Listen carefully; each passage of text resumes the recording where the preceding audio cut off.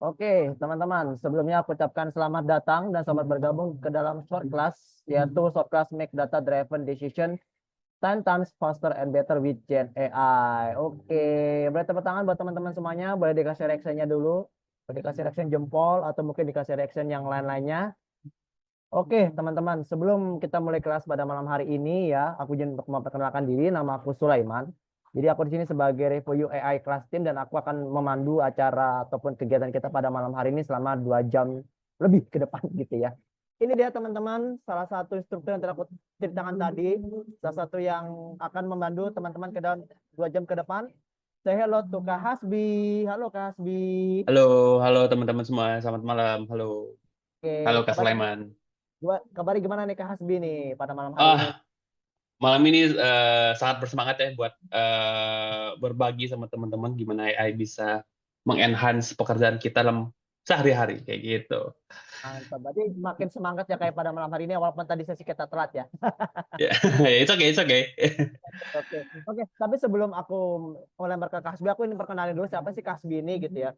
Jadi Kasbi ini adalah seorang rollout analis di perusahaan Agit dan juga pernah berpengalaman juga dalam bidang quality assurance di Jubilee dan juga Extra Commit Academy dan juga pernah bekerja sebagai quality assurance automation engineer di Edward. Wah, keren banget nih. Berarti kayaknya kalau Kasbi udah semangat, kayak teman-teman mungkin bisa lebih semangat lagi kayak. Oke, nanti ada mau tanya-tanya segala macam ya. Gimana nih Kasbi nih? Bisa kita mulai aja nggak nih? Oke, boleh. Oke. Dan oh ya, tapi sebelumnya aku ingin kasih tahu sesuatu hal sih ya. Jadi dari harapan yang teman-teman akan dapatkan bahwa nanti teman-teman akan belajar terkait dengan Master Chat GPT, di mana nanti teman-teman akan bisa melihat kira-kira bagaimana sih penggunaan Chat GPT dalam dalam apa namanya membuat keputusan, kemudian juga dari penggunaan AI Drive untuk data analisis dan juga nanti bisa memudahkan teman-teman terutama terkait dengan data analis dan juga insight terkait dengan generate AI seperti itu. Oke, daripada berlama-lama lagi, aku akan serahkan kepada Kak Hasbi. Kak Hasbi, silakan take over kelasnya, Kak. Oke, thank you Kak Sulaiman. Oke, em, coba share screen. Oke,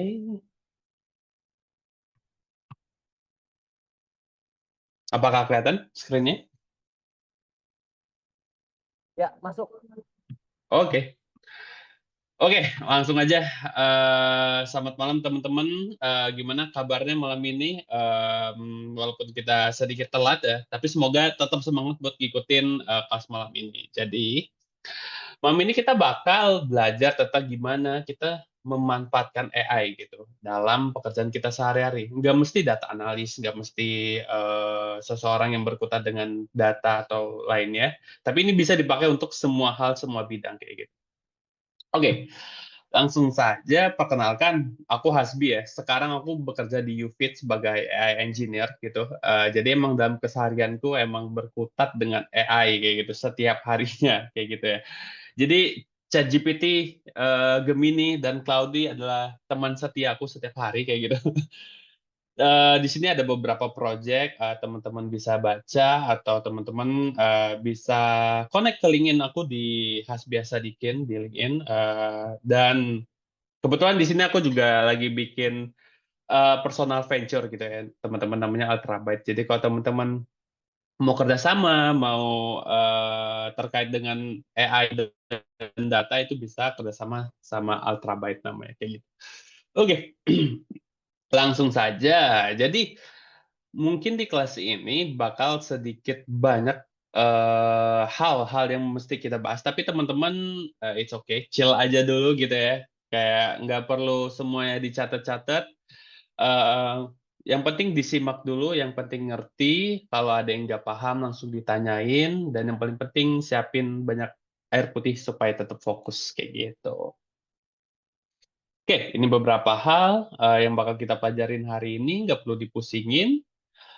Kita langsung saja. Nah, apa yang bakal kita bikin gitu ya? Nah, di akhir dari sesi ini kita bakal mencoba untuk menganalisa sebuah data dan langsung memvisualisasikannya hanya dalam waktu hitungan menit kayak gitu. Nggak sampai 10 menit bahkan kayak gitu.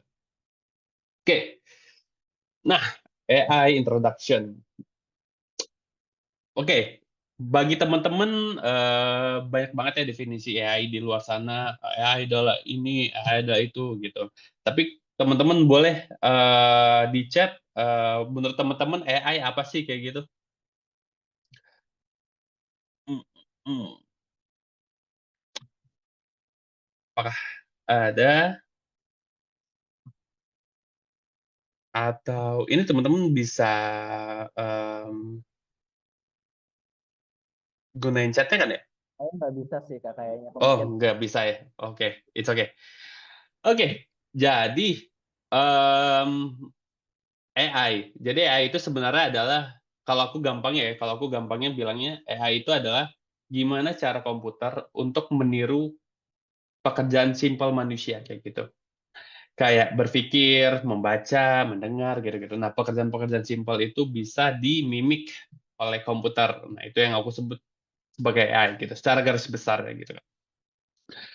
Nah, di luar sana banyak banget gitu kan, tools-tools, AI kayak gitu, ChatGPT, Google Gemini, Claude, Meta AI, Mistral, atau teman-teman juga gunain Perplexity dan lain-lain gitu, dan banyak banyak banyak banget. Semuanya tergantung referensi sih, jadi mau pakai yang mana aja sebenarnya boleh-boleh aja, gitu. Nggak ada batasan gitu ya.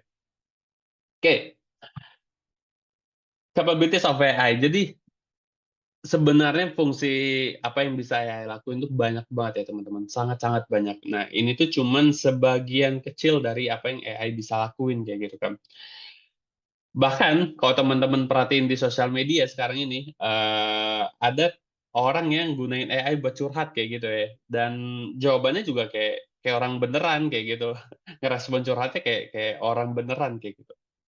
Bahkan AI sudah di tahap untuk menjadi teman curhat kayak gitu ya. Nah, selain selain menjadi teman curhat gitu ya, AI juga bisa ngelakuin text summarization kayak, ada teks panjang banget nih, terus, daripada kita harus baca satu persatu gitu kan, untuk meringkasnya, nah kita bisa gunain AI kayak gitu. Atau, sekarang untuk anak kuliahan itu aku banyak lihat, banyak yang gunain fitur question answering. Apa itu question answering? Jadi para mahasiswa ini mengupload materinya gitu ya, ke AI, ke GPT gitu, upload materinya, karena materi mahasiswa sekarang kan udah digital semua gitu ya, bentuknya PowerPoint, bentuknya Docs kayak gitu kan. Nah, itu di-upload, nanti dibikin supaya AI-nya ngerti gitu apa maksud dari dokumen yang kita upload gitu. Nah, terus mereka ngelakuin kayak tanya jawab gitu, "Tolong dong, tes," gitu. Tes saya dengan, pertanyaan-pertanyaan tentang materi ini gitu. Nah, itu jadi kayak, bisa buat persiapan buat kuis kayak gitu atau persiapan buat, ujian-ujian lainnya kayak gitu. Nah, itu salah satu yang AI bisa lakuin kayak gitu kan. Nah, tentunya apa yang bisa AI lakuin ini sangat-sangat, mmm, mempersingkat, membuat pekerjaan kita menjadi lebih efisien dan efektif kayak gitu. Nah, dari sekian banyak model GPT nih, dari banyak sekian model AI, sorry maksudnya, kenapa kita akan menggunakan ChatGPT malam ini? Karena yang pertama adalah, nggak bisa dipungkiri bahwa ChatGPT yang paling populer gitu ya.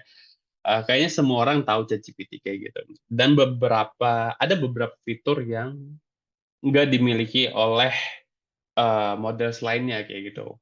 Kayak, kalau di ChatGPT kita bisa upload dokumen sebanyak, bahkan size-nya bisa 512 megabyte gitu kan, itu gede banget. Dia ada fitur data table, kita bisa bikin interaktif chart, dan masih banyak lainnya kayak gitu kan. Nah, fitur-fitur ini tuh cuman kita bisa dapetin di ChatGPT untuk saat ini, kayak gitu. Nah, mungkin teman-teman banyak banget ya yang, bertanya-tanya gitu, apa sih bedanya ChatGPT, Gemini, sama, Claude mungkin yang aku sering pakai gitu ya. Jadi, setelah aku mencoba gitu ya, setiap harinya gitu, jadi yang paling sering aku pakai itu ya cuma 3 ini gitu.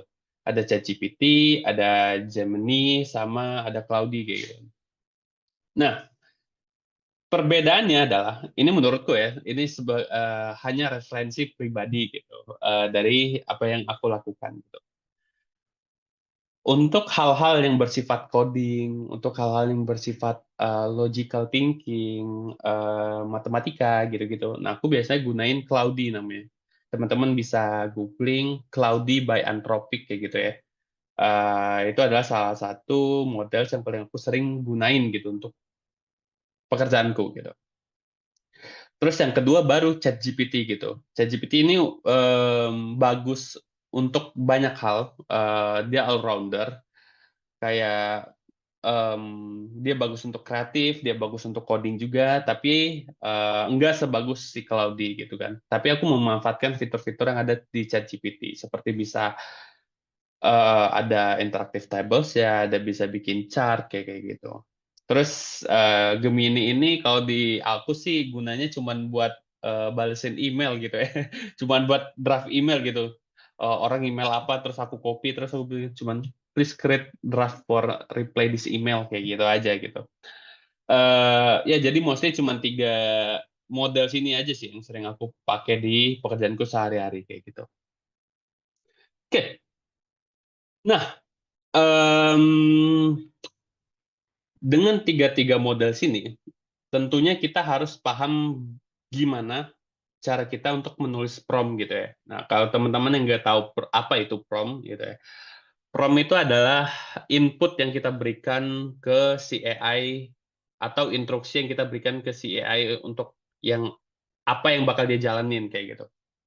Nah, jadi gimana cara kita membuat si AI ini mengerti apa maksud dan tujuan kita gitu ya. Itulah yang dinamakan sebagai prompt engineering kayak gitu ya. Jadi gimana caranya kita membuat si AI ini mengerti dan menghasilkan output terbaik gitu dari apa yang kita inginkan. Nah, sebenarnya banyak banget prompt structure di luar sana gitu ya. Mungkin teman-teman ketika bikin prompt tuh bingung gitu ya, harus nulis apa gitu, gimana cara nulisnya gitu kan. Apa duluan yang ditulis gitu. Nah, di sini ada satu simple prompt yang setiap hari aku gunain gitu ya. Simple aja, cuman terdiri dari role, task, requirement, interaction kayak gitu. Jadi ketika teman-teman nge-prompt, itu tuh harus sedetail mungkin gitu ya. Kenapa harus sedetail mungkin? Nah, jadi logikanya kayak gini.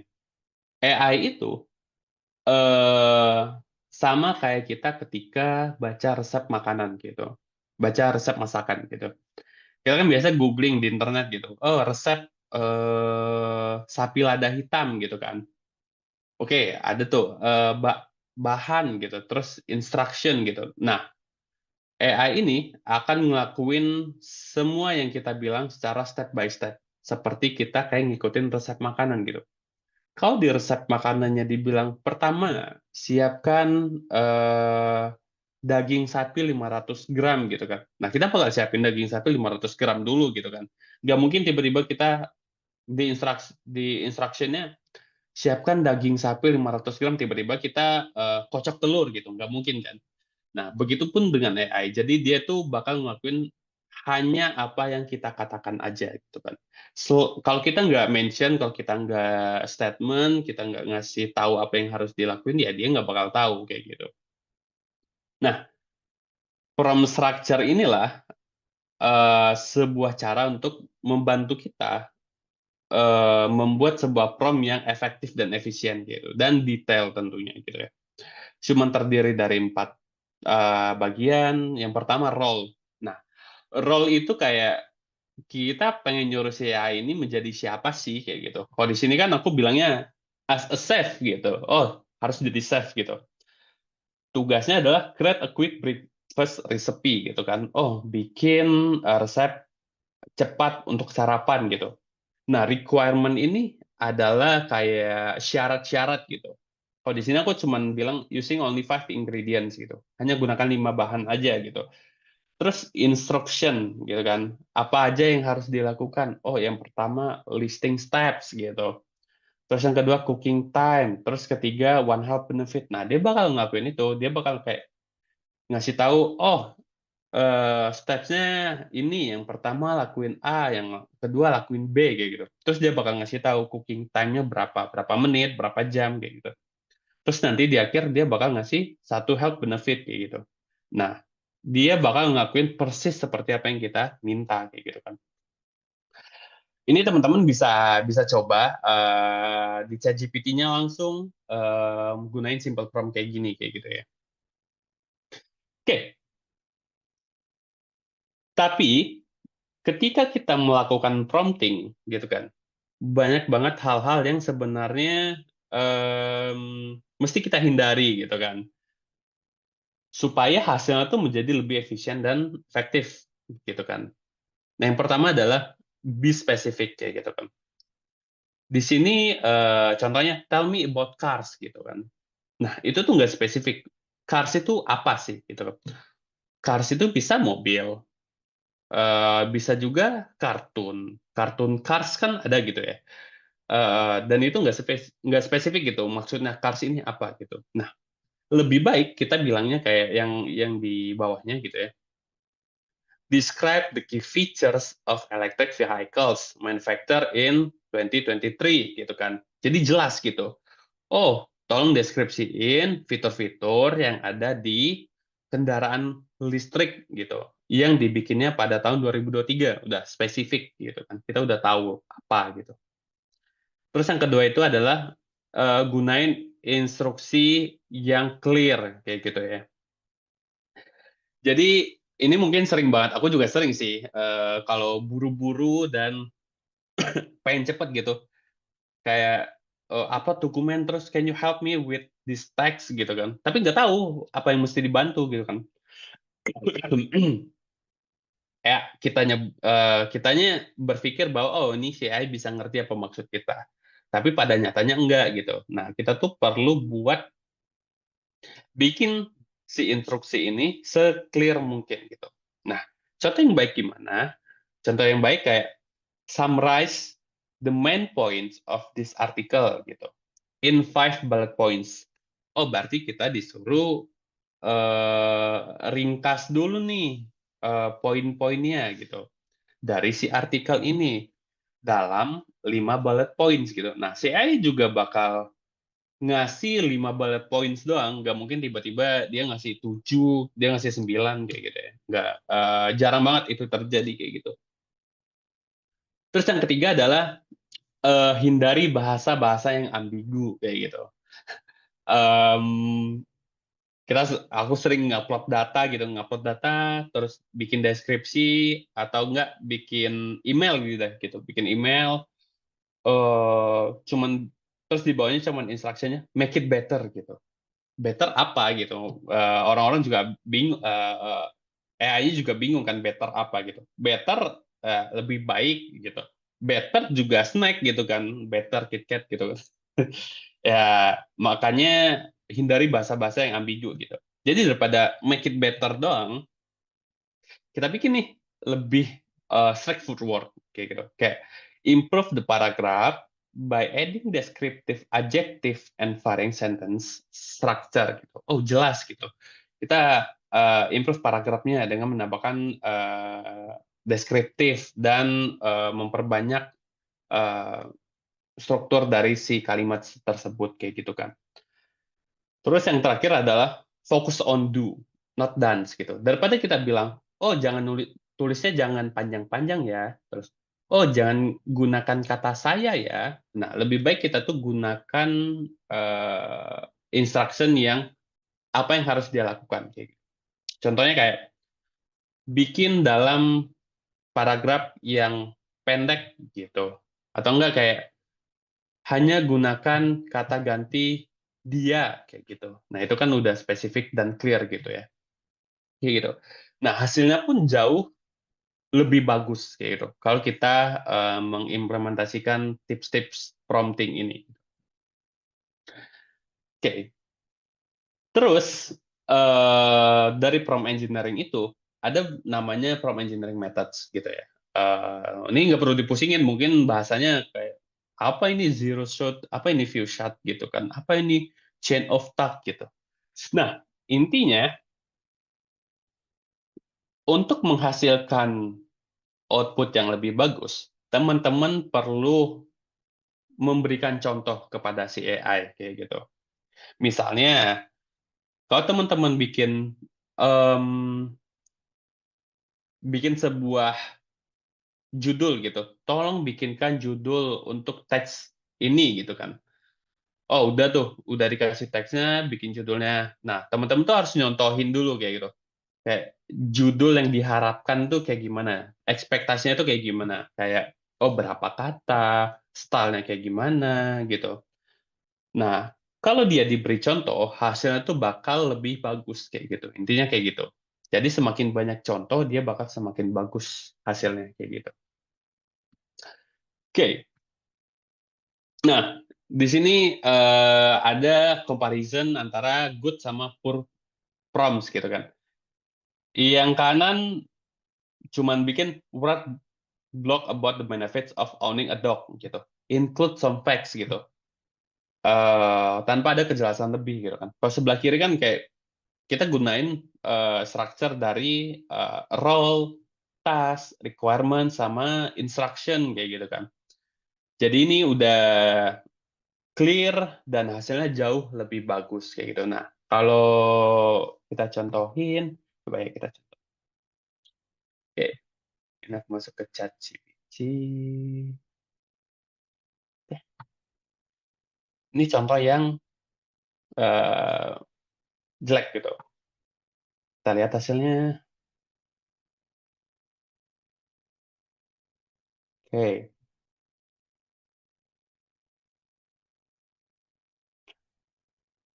Hmm, hmm, hmm, hmm.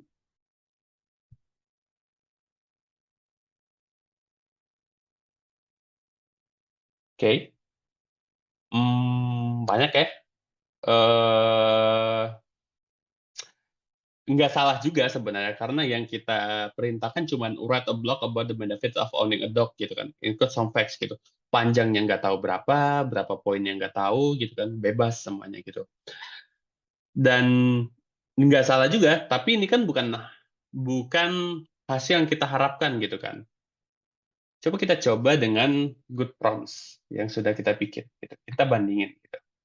Di sini kita bikin baru, kita lihat. Oke.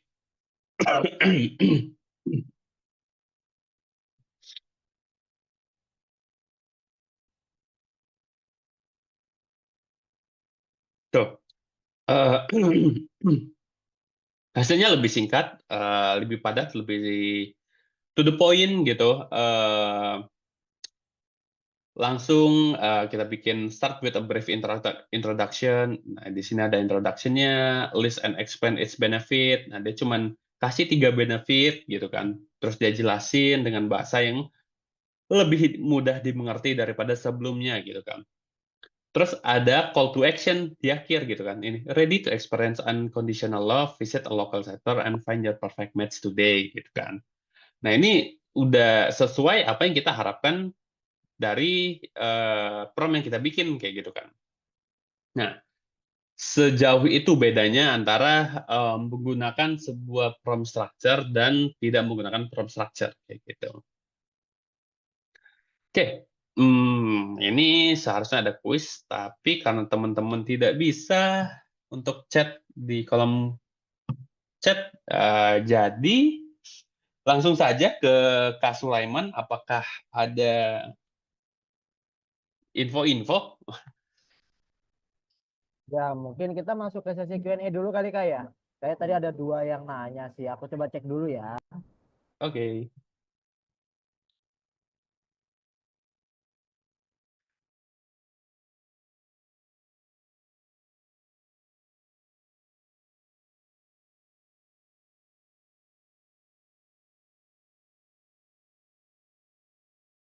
Oke, sebentar. Ini karena masih lobby. Aku coba masuk dulu.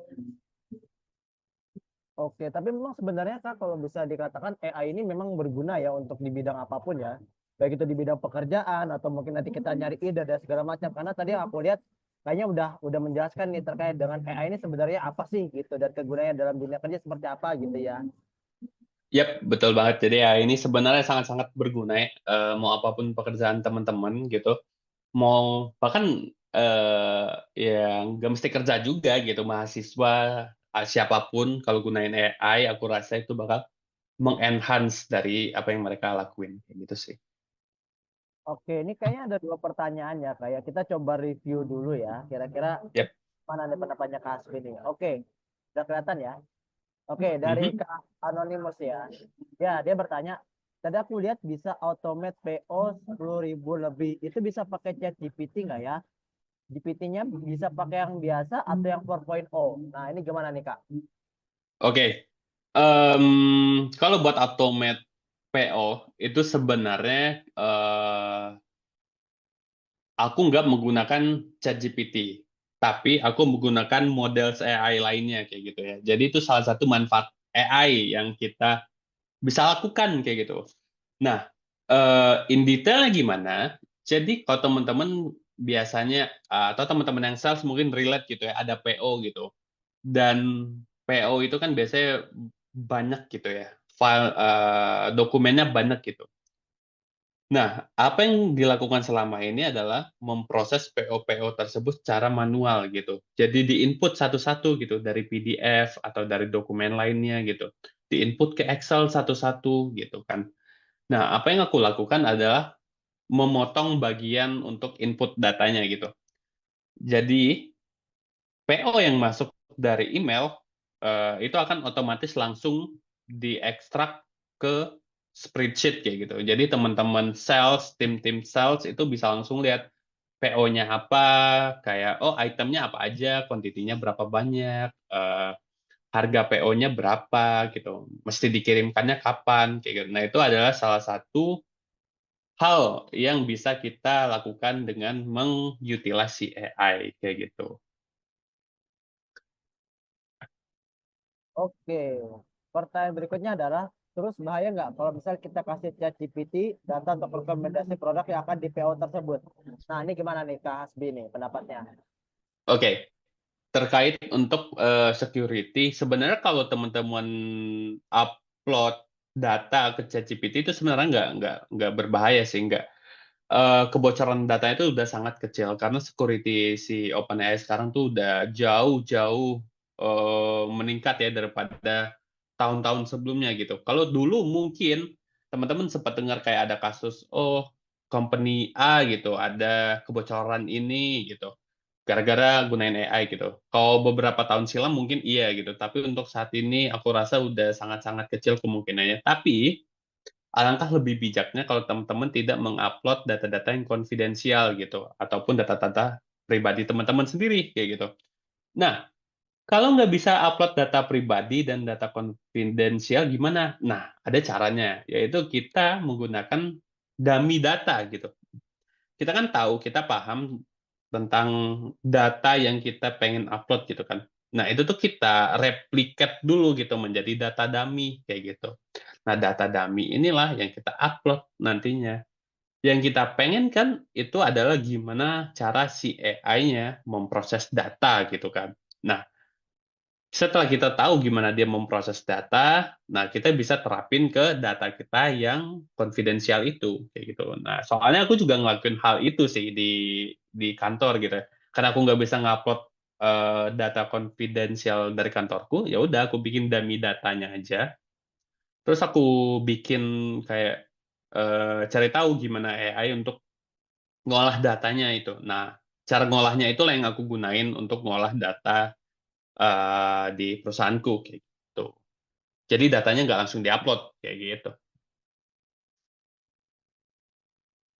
Oke, berarti ini artinya kalau bisa aku bilang adalah kita menggunakan data dummy tapi dengan tujuan untuk melihat polanya gimana sih gitu ya, apa yang kita harapkan aplikasi Betul, kita gitu ya, kurang lebih ya kayak. betul. Oke, tapi nanti ini akan teman-teman akan ngebahas ya kira-kira karena Kak Hasbi juga adalah seorang data analis expert gitu ya. Nanti mungkin juga akan dijelaskan kayak kira-kira data analis untuk versi Hasbi ini seperti apa gitu ya. Sama yang Oke. digunakan gitu ya. Oke, mungkin last one ya Kak ya. Di ini mungkin ada yang tanya, Kak, kelebihan ChatGPT yang versi berbayar tuh apa ya Kak ya? Karena kan ada Oh, teman-teman yang pakai yang versi free, Tapi mungkin ada yang seperti premium itu mungkin lebih lebih oke gitu. Nah, ini sebenarnya perbedaannya apa sih Kak gitu? Mungkin bisa dijelaskan gitu, Kak Hasbi. Oke, karena aku bukan orang sales dari ChatGPT ya, jadi ini beberapa yang aku tahu aja gitu ya, apa yang aku rasakan selama aku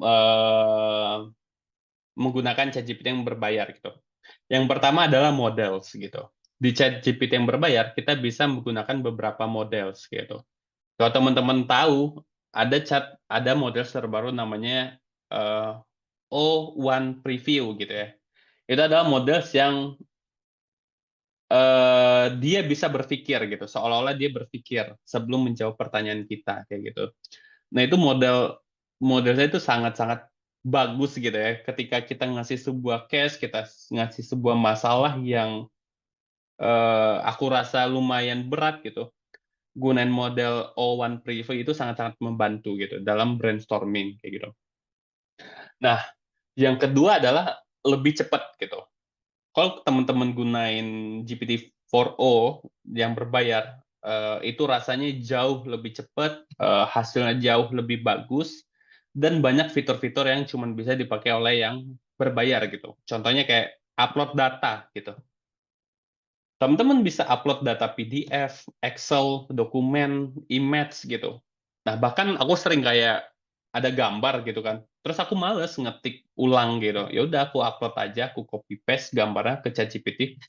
Please extract the text gitu. Ya udah dia bakal nge-extract teksnya, aku tinggal copy teksnya aja, sesimpel itu gitu kan.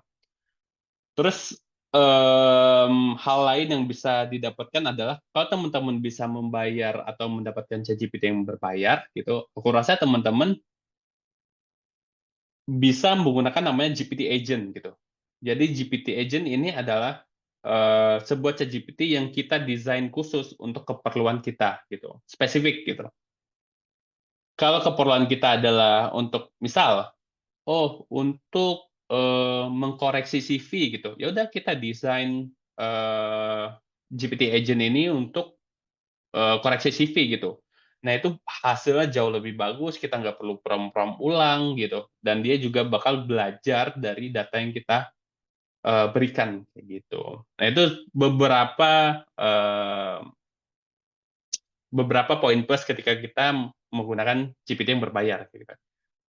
Kayak gitu. Oke, karena mungkin kita kelas masih berlanjut, mungkin bisa dilanjut dulu Kak Hasbi. Sambil nanti aku akan kasih kode ya, kira-kira kapan kita stop dan kapan kita mulai lagi. Seperti itu. Oke. Karena materinya Oke. masih kayaknya nih ya. Silakan Kak Hasbi, dilanjutkan. Oke. Share lagi. Oke. Oke. Nah, kita akan masuk ke bagian data analisisnya gitu ya. Data analisis. Oke. Jadi mungkin teman-teman di sini ada yang dari data analis beneran gitu ya, ada yang dari profesional, ada yang dari mahasiswa gitu-gitu. Nah, sebenarnya apa itu data analisis gitu ya? Ini kita membicarakan tentang prosesnya gitu. Jadi, intinya data analisis itu adalah sebuah proses untuk melihat dan menemukan kayak pola, terus meanings, insight dari sebuah data yang bentuknya abstrak gitu kan. Kalau teman-teman punya data di Excel gitu kan, bentuknya ya udah kumpulan angka aja gitu kan, itu data gitu. Tapi kan kita perlu mengolahnya untuk mendapatkan sebuah informasi gitu kan. Nah, proses untuk mengolah inilah yang dikatakan data analisis kayak gitu. Secara garis besar, data analisis itu terbagi menjadi data collection, data preparation, data analysis, sama data visualization kayak gitu. Nah, ini adalah 4 tahapan gitu yang biasanya dilakukan. Gitu. Oke. Sebelum kita melakukan analisa data, kita mesti tahu kan tipe-tipe data gitu. Oh, ada namanya kuantitatif, ada namanya kualitatif. Gampangnya, kuantitatif itu yang numerikal gitu, yang bisa diukur gitu dengan angka. Sedangkan kualitatif itu yang bentuknya non numerikal gitu. Kalau teman-teman skripsi kan mungkin banyak kayak, oh ini interview gitu. Eh, nah itu adalah data kualitatif, gitu kan. Kalau kuantitatif ya angka gitu intinya. kayak gitu. Tipe-tipe data. Jadi secara garis besar tipe data itu dibagi dua gitu ya, structure dan unstructured. Structure itu dia udah menjadi data yang rapih gitu, kayak ada baris, ada kolom gitu. Nah, itu adalah structure data, terstruktur gitu. Bisa bentuknya tables, bisa bentuknya di database kayak gitu, kayak SQL, Postgre dan lain-lain kayak gitu ya. Terus ada unstructured data gitu. Itu adalah data-data yang tidak rapih, intinya kayak gitu. Contohnya kayak foto, video, dokumen. Nah, kalau teman-teman pernah cari tahu, sebuah foto itu kan terdiri dari piksel-piksel gitu ya. Nah, piksel-piksel itulah yang direpresent dari angka gitu misalnya. Nah, itu kan sebuah data juga, tapi kan kita nggak bisa melihat datanya dengan rapi gitu ya. Jadi ya bentuknya masih foto, bentuknya masih video gitu. Begitu. Itu ada unstructured data.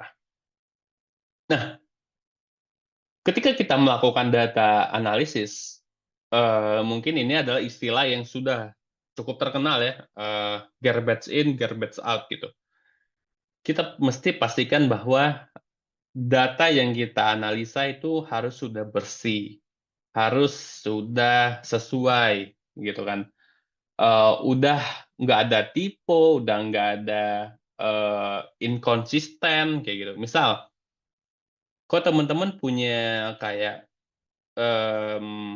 ini deh, kayak data pelanggan gitu. Ada gendernya yang laki-laki gitu, ditulis laki-laki gitu loh. Ada yang L doang gitu. Ada yang laki-laki pakai spasi, ada yang laki-laki pakai strip gitu kan. Nah, itu kan masih ada inkonsistennya gitu loh. Nah, itu semua harus diubah menjadi satu format yang konsisten gitu. Apakah pakai L doang gitu? Apakah harus ditulis laki-laki kayak gitu. Nah, itu adalah salah satu proses yang sangat-sangat menguras waktu dan tenaga gitu ya, sebagai data analis kayak gitu. Jadi bisa dibilang kalau aku ya, 80% pekerjaan data analis itu adalah membersihkan datanya, gitu kan. Nah, sisanya tuh baru kayak beneran analisa datanya, bikin visualisasi, bikin reporting kayak gitu. Tapi mostly kebanyakan itu adalah melakukan data preparation. Nah, mungkin teman-teman yang data analis atau profesional atau teman-teman yang pernah menganalisa data, berapa lama yang teman-teman butuhkan gitu ya untuk menganalisa sebuah data? Mungkin rata-rata jawabannya kayak untuk data yang masih bisa dibilang medium gitu lah ya, size-nya medium gitu. Itu mungkin kayak sehari gitu atau 5 jam mungkin atau 6 jam gitu kan. Atau untuk data yang simple sekalipun ya sejam lah mungkin gitu kan. Nah, dengan AI kita bisa mengenhance proses itu jauh lebih efektif gitu kan. Untuk menganalisa sebuah data ya, nanti aku bakal ngasih datasetnya, aku perlihatkan datasetnya seberapa banyak datanya, itu hanya kita butuhkan ya kurang dari 10 menit bahkan gitu. Tapi dengan catatan, kita harus sudah mengerti data kita terlebih dahulu gitu. Kita nggak bisa serta-merta kayak, oh kita upload, kita download sebuah data gitu, misal dari Kaggle gitu. Terus kita upload ke ChatGPT. Please analyze this data gitu kan. Nah, itu tuh belum tentu hasilnya bakal bener gitu. Kayak gitu. Nah, ini adalah salah satu output yang bakal kita hasilkan gitu kan. Dia udah ada chart-nya, udah ada data analisisnya, udah ada summary-nya gitu. Ini bakal dilakukan hanya dalam hitungan beberapa menit doang kayak gitu. Bahkan nggak sampai 10 menit sebenarnya gitu. Ini beberapa contohnya gitu. Ini semuanya pure dibikin di ChatGPT kayak gitu. Tanpa ada coding-coding sama sekali. Semuanya hanya prompt doang gitu. Oke, kita masuk ke hands on-nya. Jadi di sini aku udah punya data ya. Eh, coba lihat di sini. coffee shop sales. Tuh. Coba kita lihat ada berapa row.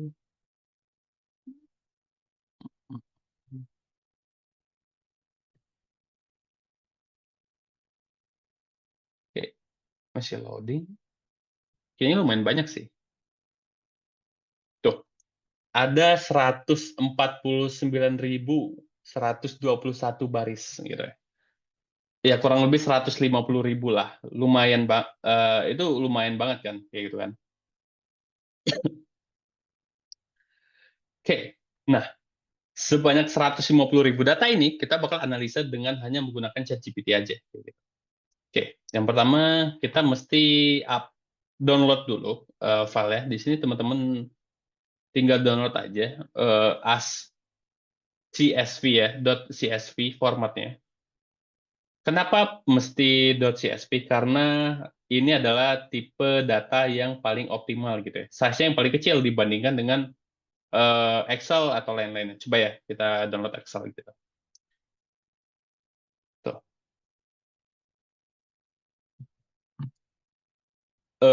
Menggunakan CSV itu lebih optimal gitu sebenarnya. Karena dia hanya akan mengambil satu sheet ini doang gitu kan. Tanpa kalau di sini ada sheet lainnya, misal di sini ada kayak sheet 2 gitu kan. Nah, dia bakal kalau gunakan Excel kan dia bakal ngedownload semuanya. Sheet 1 dia download, sheet 2 dia bakal download gitu. Kalau CSV cuman satu patch ini doang kayak gitu. Oke, datanya udah di-download, kita bakal masuk ke ChatGPT. Oke. Nah, ini adalah salah satu keuntungan ya kalau kita punya ChatGPT yang berbayar. Jadi di sini tinggal klik upload from komputer dong. Oke, di sini udah ada .csv. Oke, kita upload.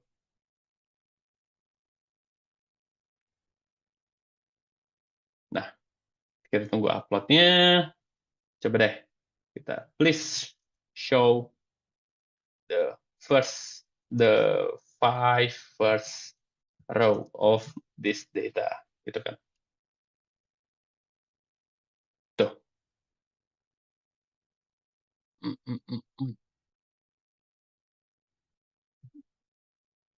Kan kita tunggu sebentar.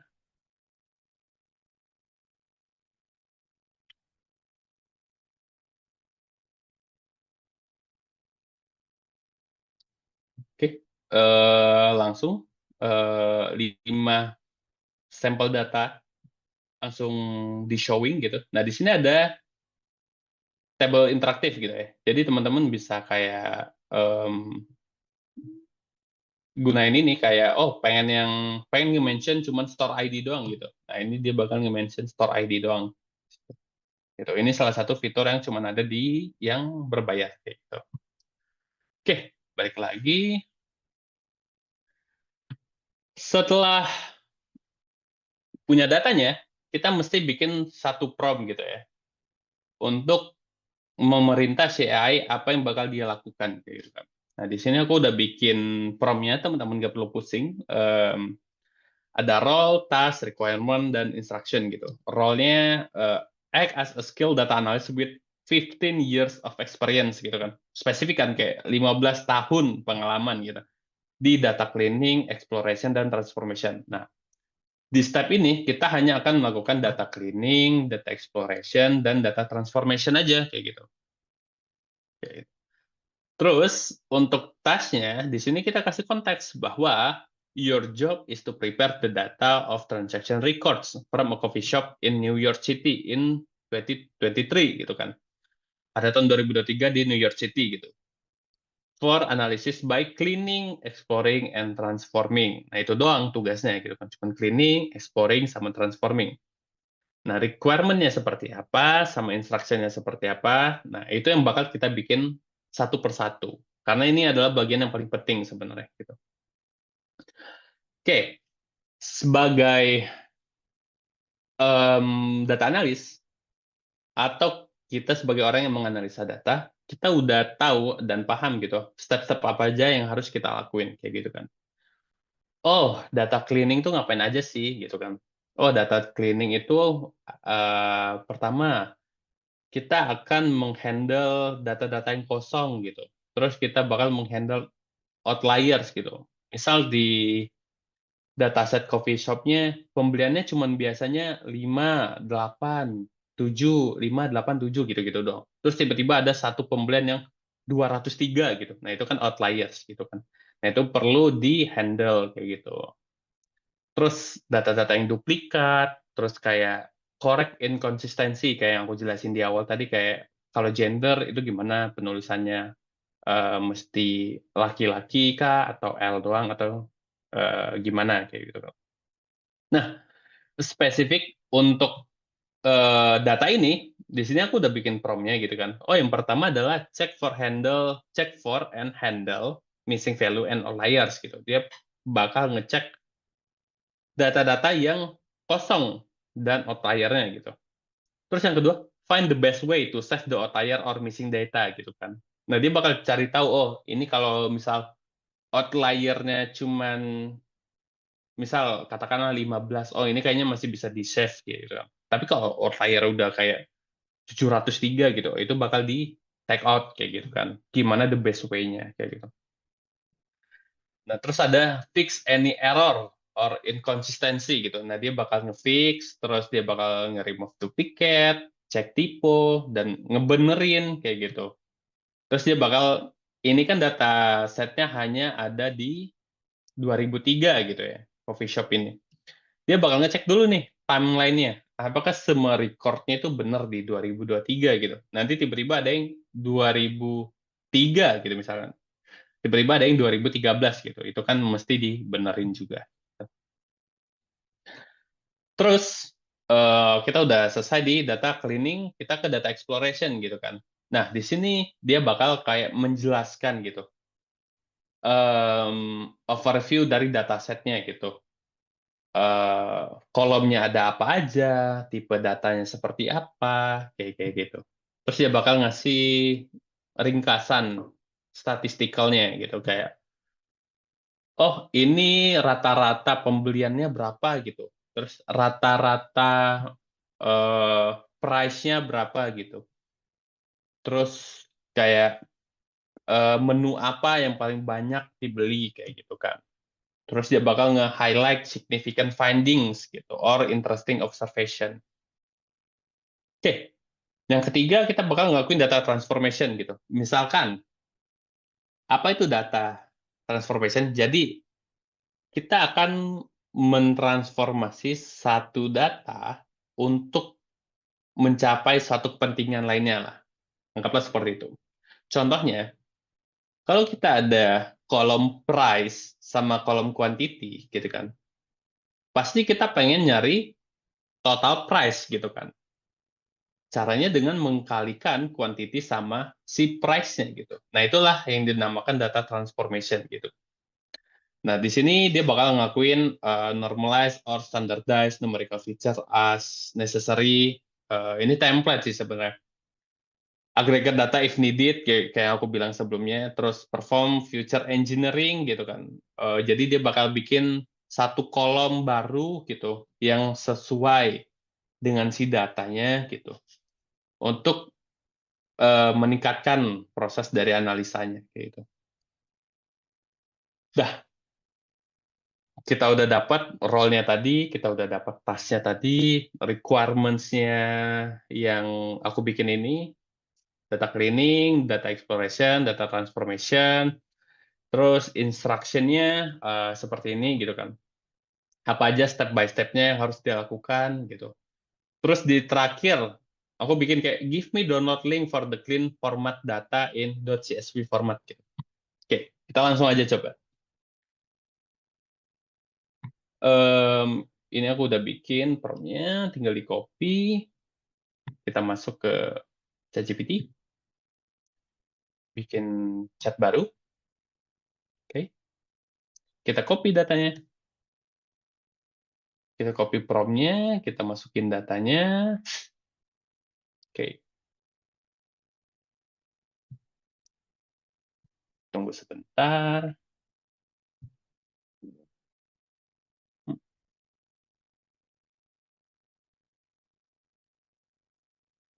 Oke, terus tinggal klik.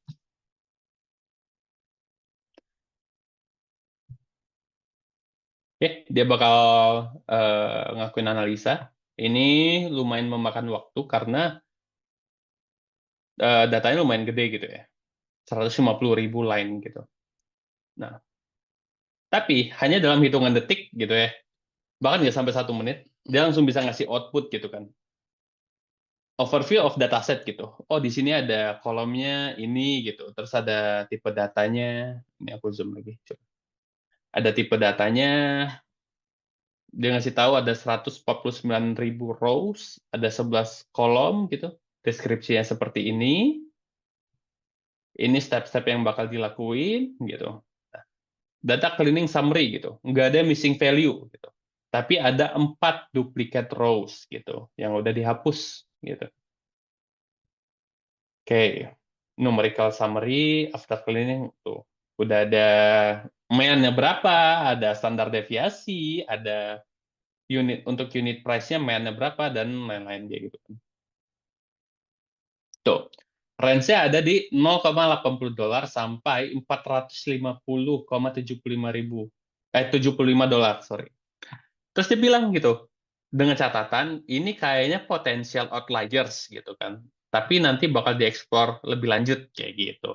Dia bakal tahu ini kayaknya outlier deh kayak gitu. Oke, eh dia bakal ngecek data exploration, bla bla bla bla. Hmm, tuh. Data transformation summary, ada typo, ada lower Manhattan, tuh. Ada T-nya 1, ada T-nya 2 gitu. Bahkan sedetail ini dia bisa ngecek gitu. Terus outlier handling. Nah, ternyata kalau di atas $18 ini adalah maksimumnya ya. Kalau di atas $18 dia bakal dihapus karena itu dianggap sebagai outlier kayak gitu. Terus di sini bikin fitur baru, total price. Nah, kayak yang aku sebutin tadi, dia pengen dapetin total price dengan cara mengkalikan quantity transaction sama unit price-nya kayak gitu. Terus dia agregat berdasarkan produk kategori gitu. Nah, enaknya kalau kita punya yang berbayar ChatGPT, ini tinggal di-download aja nih. Tinggal klik, tinggal tunggu, udah langsung selesai filenya. Oke, coba aku buka di Excel.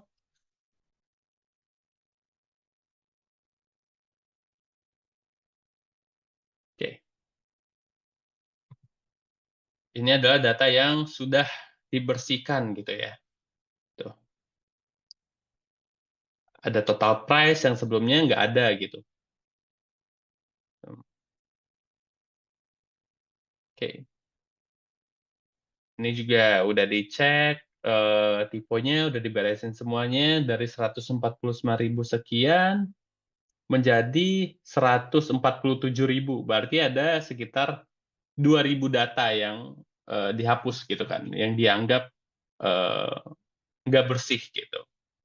Oke, lumayan signifikan untuk 2.000 data dalam hitungan beberapa detik doang kayak gitu.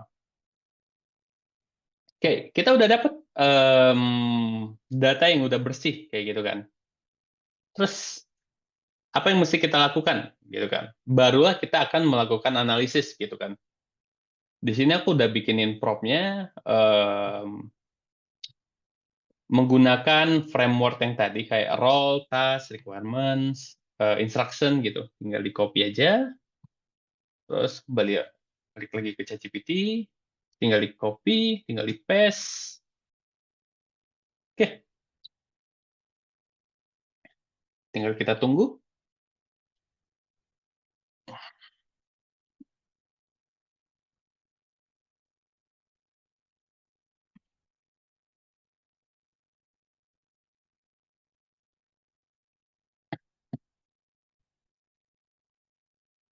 Hmm. untuk menganalisanya kayaknya lebih takes time ya daripada melakukan data cleaning tadi. Oh ya, eh untuk penggunaan ChatGPT itu aku saranin teman-teman menggunakan internet yang stabil gitu ya. Nggak perlu cepat, nggak perlu kayak 100 Mbps gitu, nggak perlu. Tapi stabil kayak gitu. Supaya hasilnya juga bagus kayak gitu. Karena kalau internetnya nggak stabil, dia bakal sering error kayak gitu. Oke, ini adalah hasil data analisisnya ya. Kayaknya nggak sampai 2 menit, kayaknya 1 menit sekian deh kayak gitu kan. Ini data analisisnya. Ada berapa row, ada berapa kolom gitu. Data range-nya kapan, sampai kapan, data quality-nya gimana. Terus di sini ada in-depth analysis. Oh, untuk trends. Revenue peaks on weekends and mornings gitu. Top kategori coffee, brew, chai, and bakery gitu. Highest revenue location, Hell's Kitchen, Astoria, Lower Manhattan gitu. Jelas, langsung to the point kayak gitu. Tanpa perlu kita ngelakuin analisa secara manual gitu kan. Terus di sini juga dia nambahin correlation gitu, positive correlation between unit price dan total price. Oh ya, tentunya gitu. Kalau unit price semakin tinggi, total price-nya juga semakin tinggi gitu kan. Begitupun dengan kuantitinya. Gitu. Di sini ada key metric kayak berapa total revenue, berapa average transaction, berapa highest earning kategori, semuanya ada di sini gitu. Terus di sini dia juga ngasih strategic gitu kan. Emerging trends gitu.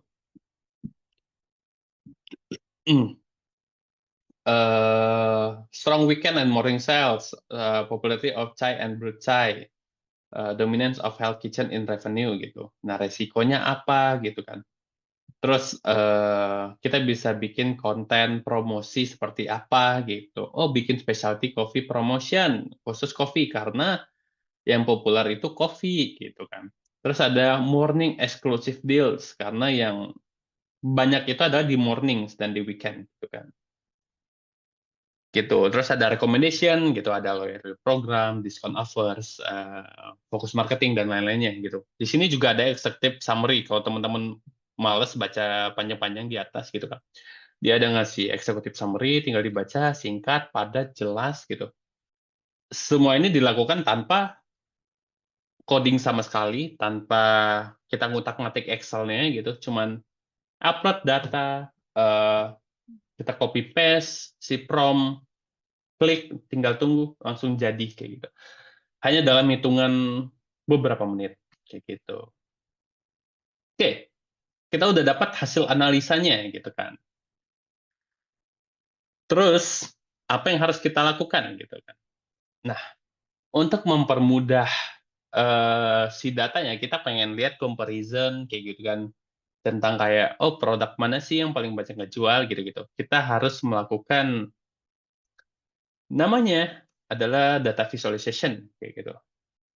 Jadi hasil analisa yang baik itu adalah hasil analisa yang apa ya? Kalau aku nyebutnya itu bisa bercerita gitu, ada ceritanya gitu.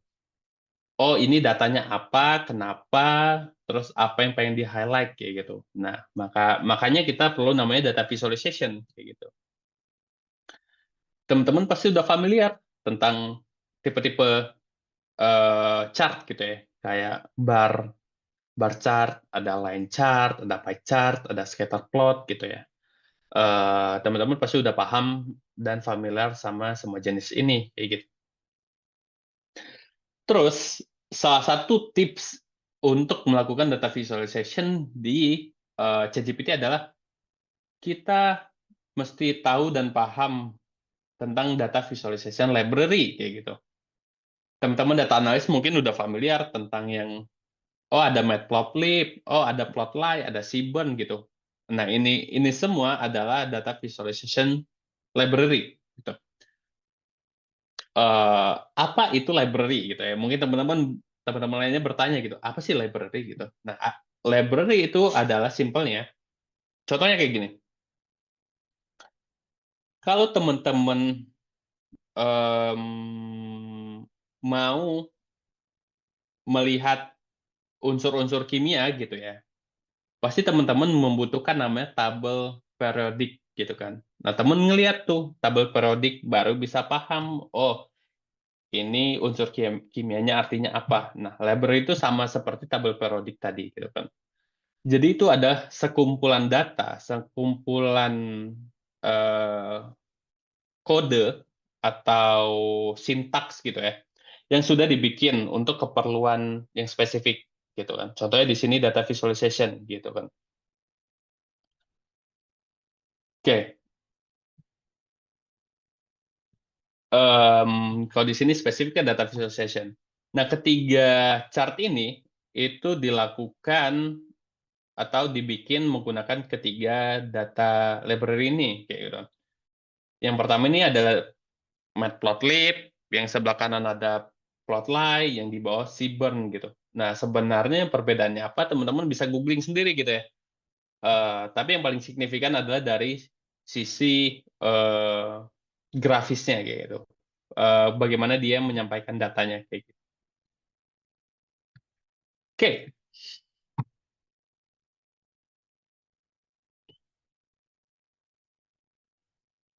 gimana caranya kita untuk memulai visualisasi gitu kan. Yang pertama pastinya understand your data gitu kan.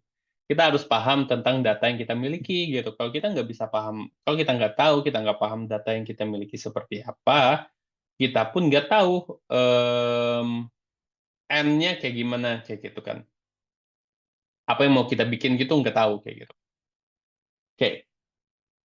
Terus yang kedua adalah define your objective. Setelah kita tahu tentang data kita sendiri, kita pastinya tahu mau bikin apa gitu kan. Oh, mau bikin tentang data visualisasi untuk produk mana yang menghasilkan revenue tertinggi gitu. Nah, itu kan udah clear gitu kan objektifnya. Terus yang ketiga, kita milih chart yang sesuai itu kayak gimana kayak gitu kan. Apakah kita menggunakan bar chart, apakah kita menggunakan pie chart kayak gitu kan. Nah, itu kita mesti tahu gitu. Terus yang keempat itu adalah simplify and clarity gitu. Simplify and clarify. Kalau di dunia desain grafis ada satu pedoman gitu ya, namanya KISS. KISS. Itu kepanjangan dari Keep It Simple Stupid gitu kan. Jadi teman-teman nggak perlu bikin satu chart yang eh, terlalu banyak ornamen, terlalu banyak apa ya, terlalu banyak warna, terlalu banyak elemen, tapi kita yang ngeliat tuh jadi kayak nggak nyaman. Kita yang ngeliat tuh jadi kayak ini apa sih maksudnya, malah makin bingung gitu kan. Bikinlah sesimpel mungkin supaya pesan yang disampaikan tuh nyampe gitu. Terus yang kelima, pastikan akurasinya. Pastikan data visualisasi yang teman-teman bikin tuh akurat gitu. Teman-teman mungkin sering lihat kayak infografis gitu ya di Instagram gitu contohnya. Ada orang yang bikin perbandingan tinggi badan gitu kan antara manusia dengan apa gitu kan. Padahal sebenarnya in real life jauh perbandingannya dari yang dicontoh, tapi karena mereka nggak bisa menuangkan data itu dengan akurasi yang tepat, makanya caranya atau kita bacanya jadi beda atau jadi nggak akurat lah gitu datanya. Terus yang keenam adalah add context. Kita ngasih tahu ini data tuh apa sebenarnya, untuk apa gitu. Terus yang terakhir adalah test and iterate. Jadi test and iterate ini adalah kita udah menghasilkan satu data visualisasi gitu kan, di bar chart misal. Tapi kita mikir kayak, ini kurang apa ya? Oh, coba deh kita ganti warnanya gitu. Misalnya kita pakai warna yang gonjreng gitu kan, merah terang, biru terang gitu, dan itu bikin sakit mata. Oh, coba deh kita ganti ke warna pastel gitu. Oh, ini lebih enak dilihat gitu. Nah, itu namanya adalah test and iterate. Oke, kita bakal bikin data visualization menggunakan ChatGPT gitu ya. Fully pakai ChatGPT. Stepnya juga sama, kita bikin sebuah prompt yang terdiri dari role, task, requirement, instruction, kayak gitu ya. Di sini udah jelas, role-nya aku bikin, you are an expert data visualization designer. with a keen eye for aesthetics and a deep understanding of data representation best practice gitu kan.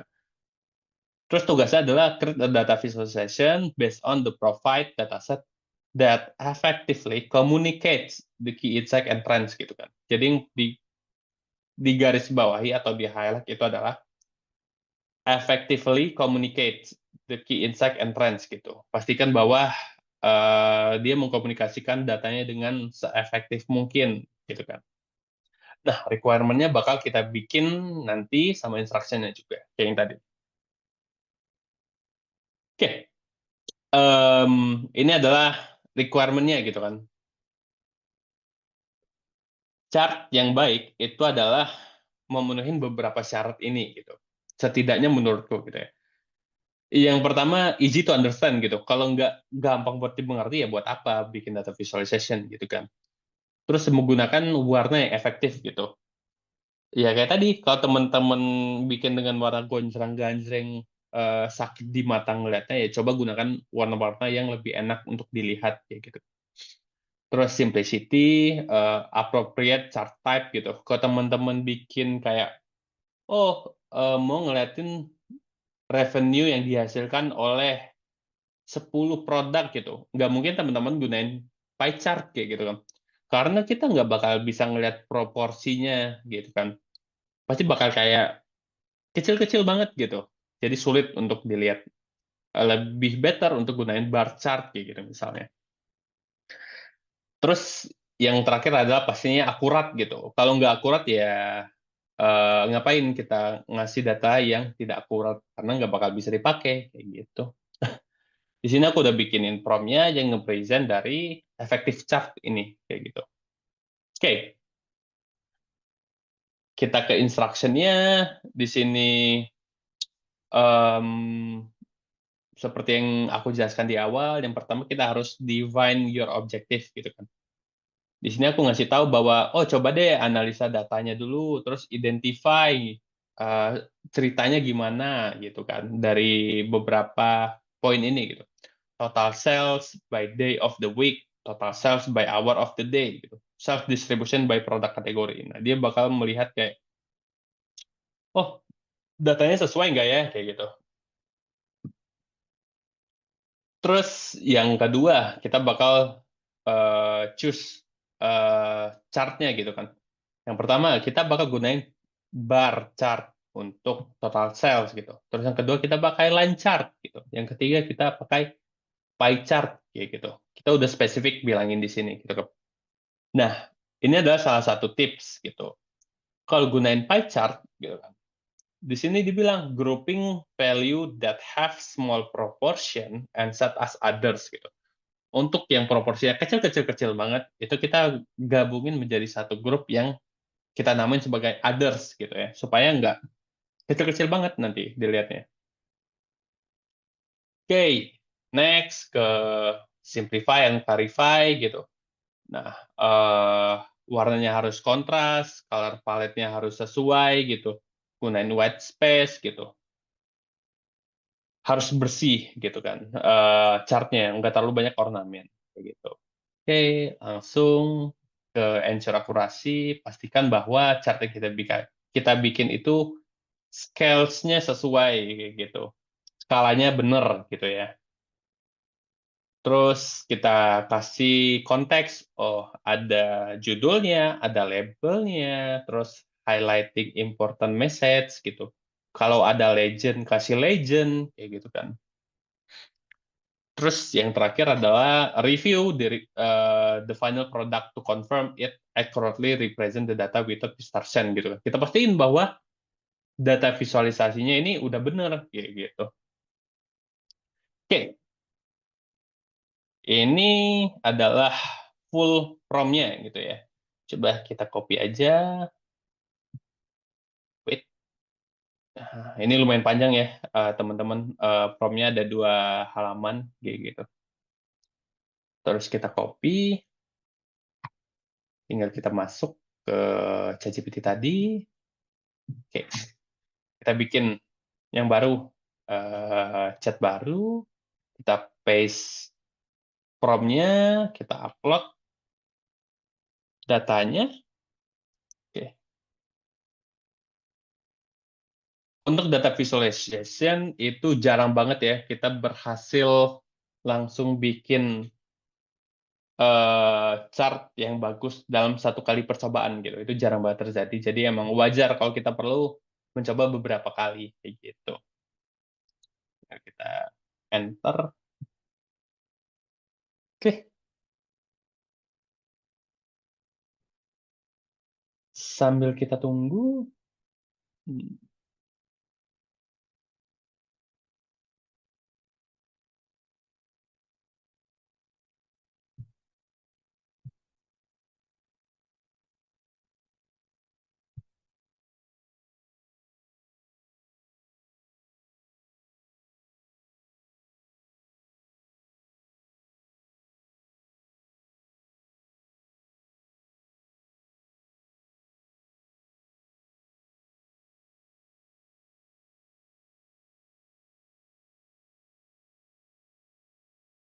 Oke.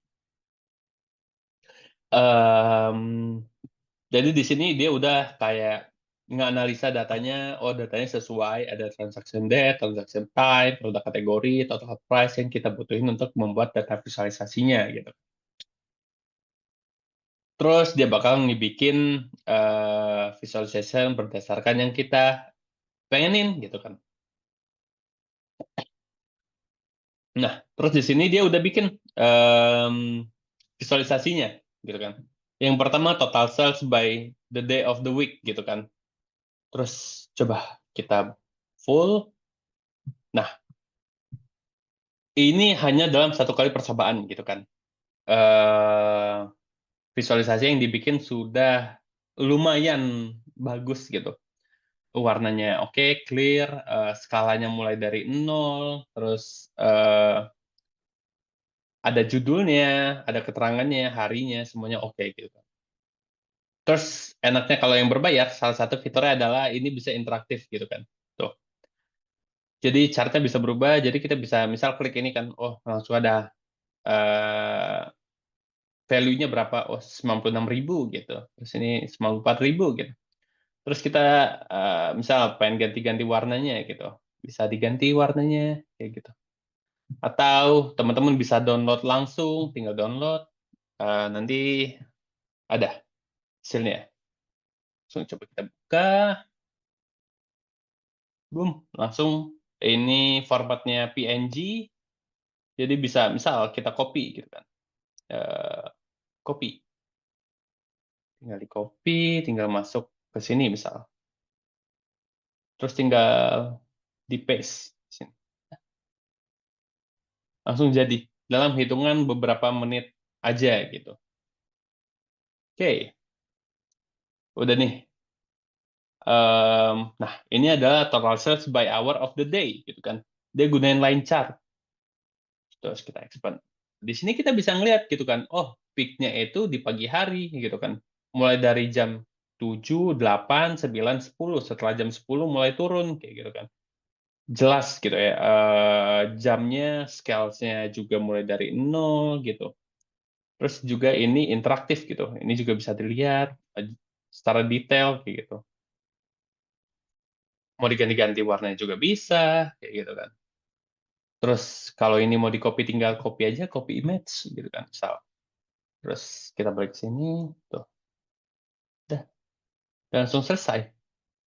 Tanpa mengoding, tanpa eh, ya tanpa gunain di spreadsheet gitu ya, bikin oh atur ini, atur itu gitu kan. Ini cuman pakai prompt udah menghasilkan 3 chart gitu ya. Nah, nih, dia ngasih tahu bahwa oh ini proporsi paling gede ada coffee gitu. Terus ada tea, ada bakery, drinking coklat. Terus di sini ada others gitu kan. Untuk kategori-kategori lainnya. Nah, di sini udah sangat jelas gitu, proporsinya juga kelihatan. Terus ada labelnya, ada judulnya gitu. Terus ini juga bisa interaktif gitu. Ini juga bisa diganti-ganti warnanya. Oh, kopinya mau orange gitu. T-nya mau hijau gitu. Eh, merah coba. Gitu. Terus kelihatan semuanya secara detail. Ini juga tinggal di copy aja, copy image. Balik lagi ke sini, udah selesai, gitu kan. Begitu. Nah, ini kita lakuin hanya dalam satu kali percobaan bahkan gitu kan. Bahkan aku mention di awal kalau data visualization itu jarang banget kita berhasil untuk lakuin dalam satu kali percobaan.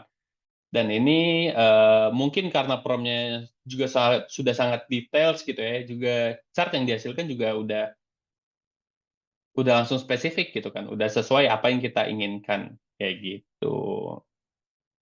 Kita ngelakuin kalau kita total nih, mulai dari data cleaning, data transformation, data exploration, data analysis, terus sampai data visualization, bahkan kita nggak habis 10 menit gitu ya kalau kita gabungin semuanya gitu. Hanya ya mungkin paling 5 menitan gitu kan untuk satu data ini.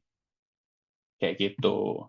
Nah, mungkin teman-teman berpikir bahwa oh oke, ya benar prosesnya cepat, tapi kan di sini hal yang bikin susah itu adalah gimana cara kita bikin prompt kayak gitu kan. Nah, bagaimana bikin prompt yang efektif dan efisien?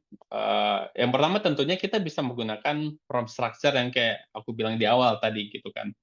Tapi untuk menghasilkan prompt yang sedetail ini kayak gitu, yang pertama harus latihan sih gitu. Nggak bisa dipungkiri kita harus banyak-banyak nulis, harus ya bereksperimen gitu. Kalau kita bikin kayak gini gimana hasilnya, kalau kita bikin kayak gitu gimana hasilnya, kayak gitu kan. Nah, prompt engineering ini sangat-sangat membantu proses semua pekerjaan gitu kan. Sangat-sangat membantu untuk mengenhance pekerjaan kita sehari-hari gitu kan. Yang tadinya 2 jam bisa dibikin dalam 10 menit gitu, yang tadinya 5 jam bisa dibikin cuma dalam 20 menit kayak gitu kan. Nah, itu tuh semua output-nya tergantung dari prompt engineering gitu kan. Di Revoyu kita ada belajar tentang gimana caranya bikin prompt engineering yang efektif dan efisien gitu. Di program berbayar Revoyu tentunya kayak gitu kan. Nah, di sana kita bakal belajar kayak gimana caranya bikin prompt yang lebih efektif dan efisien, sedetail ini gitu. Jadi output yang dihasilkan juga bakal lebih bagus kayak gitu. Atau teman-teman kalau masih awal-awal kayak, oh ini kayaknya tertarik deh prompt engineering, resource-nya udah banyak, di YouTube ada. Kalau dulu aku bahkan mesti baca jurnal gitu-gitu. Tapi ya kalau lihat di YouTube mungkin teman-teman bingung gitu implementasinya seperti apa, kayak um, best practice-nya kayak gimana, yang beneran karena kalau di YouTube kan terlalu banyak referensi gitu ya, sampai kita bingung harus pakai yang mana gitu kan. Nah, di Review program itu semuanya udah di spesifik kayak gitu kan. Jadi yang dipakai adalah yang benar-benar kita pakai di pekerjaan sehari-hari kayak gitu. Oke, itu adalah kelas malam ini melakukan data analisa, sampai data visualisasi bahkan kurang dari 10 menit kayak gitu. Dari teman-teman apakah ada pertanyaan gitu? Dari Kak Sulaiman gimana? Apakah udah ada banyak pertanyaan? Oke, ini kayaknya sampai habis ya kayak dihajar ya, kayak nggak ada jeda. Oke, aku mungkin coba searchkan dulu. Mungkin bisa Kak Hasbi untuk istirahat dulu sebentar ya, karena tadi kayaknya 1 jam 2 jam kayaknya udah bener effort banget ya gitu ya. Oke. Sebentar sambil aku mungkin mau coba ngobrol-ngobrol ya sama teman-teman semuanya. Oke, jadi teman-teman aku ucapkan terima kasih ya, dan nanti tetap akan ada sesi Q&A. Jadi teman-teman yang ingin bertanya bisa langsung saja ke Slido, atau mungkin tadi ada juga yang menggunakan fitur chat Zoom juga untuk yang Q&A, silakan aja. Nanti tenang aja, kita akan bahas secara satu persatu seperti itu. Nah, mungkin aku mau nanya sama Kasbi ya. Kira-kira Kasbi untuk sesi kita hari ini kira-kira gimana nih? Ada kata-kata khusus nggak gitu atau kata-kata mutiara gitu? Kata-kata mutiara ya, aduh. Ya, mungkin Em, mungkin kata-kata hari ini gitu. Seperti yang di Kata-kata hari ini. TikTok TikTok. udah kayak di TikTok ya, Ya, kata-kata Ari. gimana? Eh, jadi intinya kalau teman-teman ngerasa kayak, oh ini kayaknya sulit banget deh, oh ini kayaknya sesuatu yang sangat-sangat tidak familiar kayak gitu kan. Aku pun begitu di awal gitu. AI atau artificial intelligence itu pastinya di awal-awal pasti merasa kayak, oh ini pasti apa sih? Ini sangat-sangat unfamiliar gitu untuk kita sendiri. Tapi yakinlah gitu kan. Aku pun sudah membuktikan bahwa ini tuh sangat-sangat membantu dalam pekerjaan sehari-hari gitu. Mau apapun itu, mau kalian data analis, mau kalian sosial media, mau kalian business owners, mau kalian PNS, mau kalian mahasiswa sekalipun, ini tuh sangat-sangat membantu. Jadi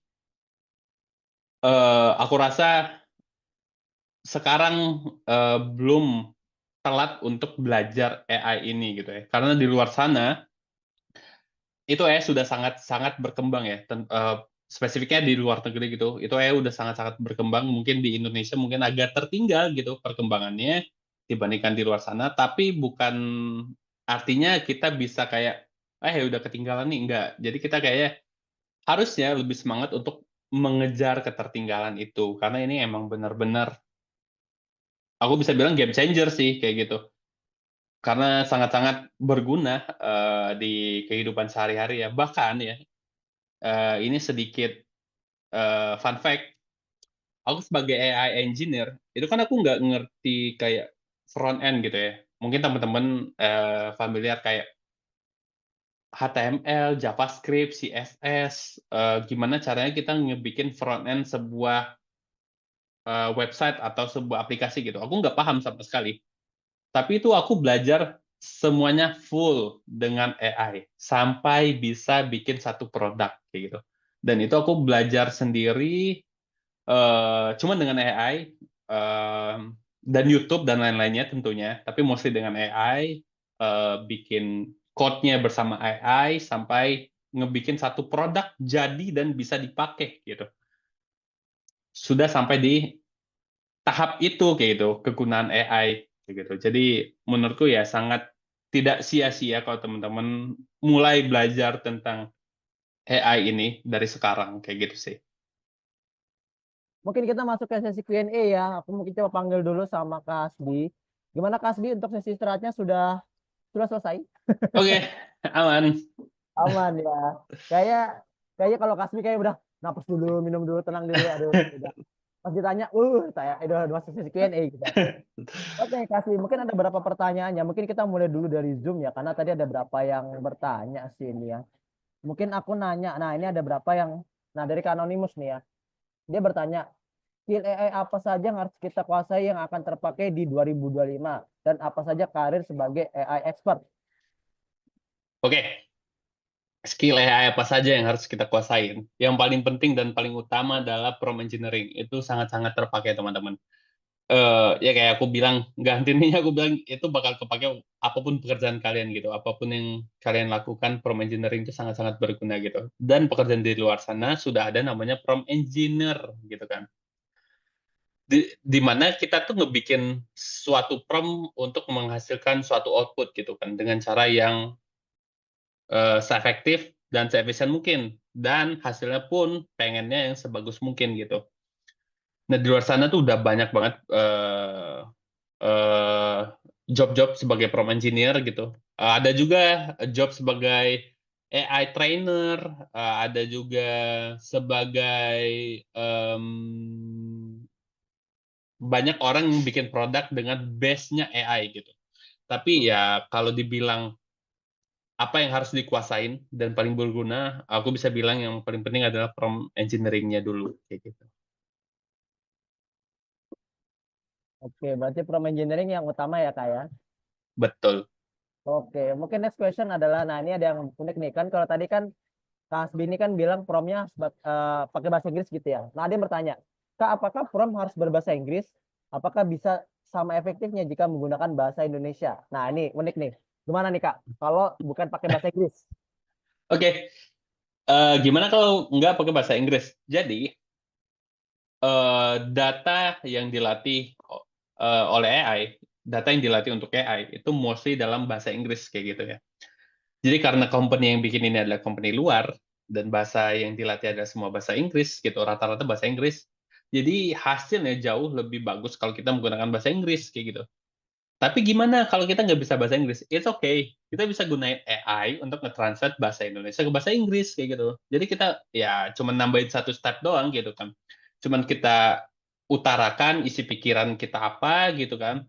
Kita ketik aja tuh panjang bla bla bla bla bla. Terus di akhir kita bisa tambahin tolong dong translate ini ke bahasa Inggris dan bikin strukturnya menjadi role, task, requirement, instruction. Udah selesai. Terus prompt-nya tinggal kita copy, kita masukin baru, selesai kayak gitu. Jadi itu adalah salah satu hacks-nya gitu. Kalau kita nggak bisa gunain bahasa Inggris kayak gitu. Oke, luar biasa. Oke, nih Kak, pertanyaan berikutnya adalah, apakah ada AI lain yang membantu pembuatan prompt? Sometimes kita sulit untuk memformulasikan prompt yang sesuai dengan apa yang kita inginkan atau bayangkan. Gimana Kak? Betul. Ini juga salah satu hacks ya. Jadi semua prompt yang aku bikin tadi sebenarnya nggak aku bikin manual ya. Nggak aku ketik satu-satu gitu. Tapi aku udah tahu apa yang pengen aku bikin gitu. Detailnya gimana aku udah tahu.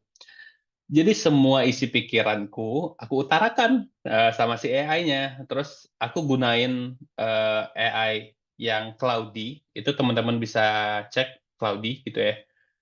Itu menurutku secara personal hasilnya jauh lebih bagus kayak gitu. Kalau untuk menghasilkan prompt, ya udah aku suruh dia untuk bikin strukturnya menjadi role, task, requirement, instruction gitu kan.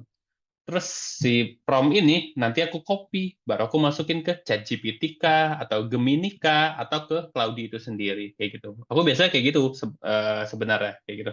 Jadi sebenarnya ya nggak tulis manual sendiri sih, tapi kita paham apa yang mau kita bikin kayak gitu sih.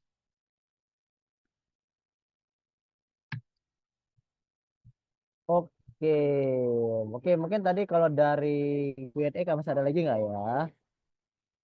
Oke, nah ini mungkin ada satu kali lagi Kak, yang dari Zoom ya bertanya, biasanya laporan analisis data ini dibuat secara berkala atau mungkin ada laporan yang terus update secara otomatis secara berkala atau bagaimana Kak? Oke, ini juga pertanyaan menarik. Jadi dia karena ya ini bisa menganalisa data gitu kan. Jadi kita bisa memanfaatkan si AI ini untuk analisa-analisa yang sifatnya frekuensial gitu kayak oh setiap minggu kah, oh setiap bulan kah gitu.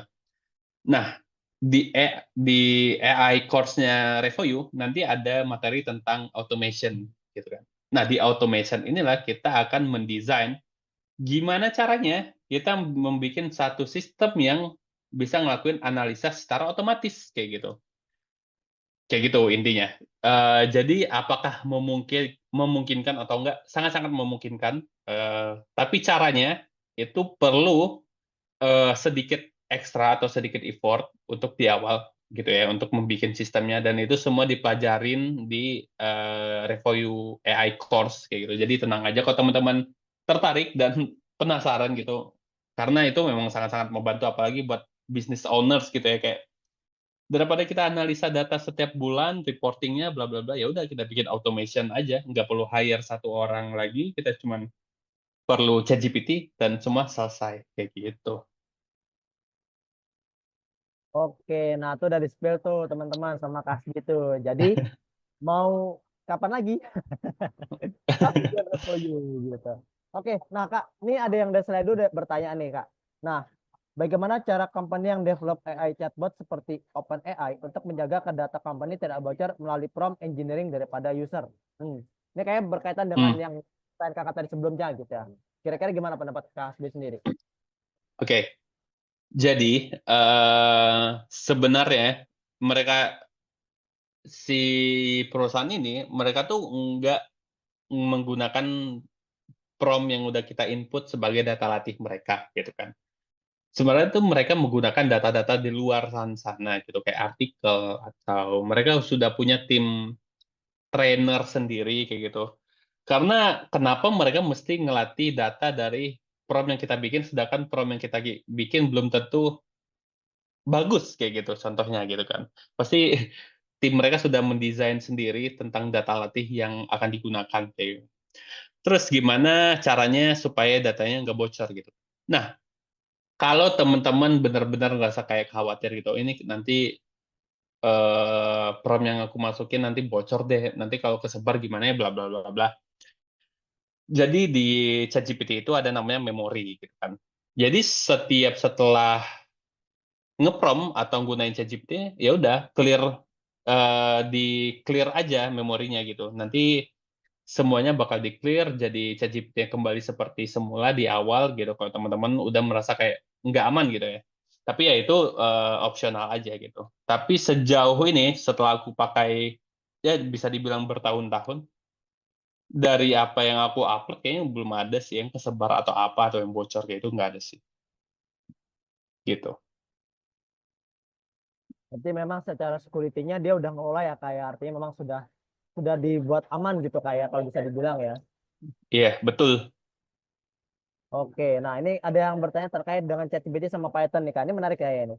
Kapan kita Hmm, menggunakan ChatGPT dibandingkan library Pandas dalam Python untuk data cleaning, transformation, analisis, dan data visualisasi? Gimana Kak? Oke.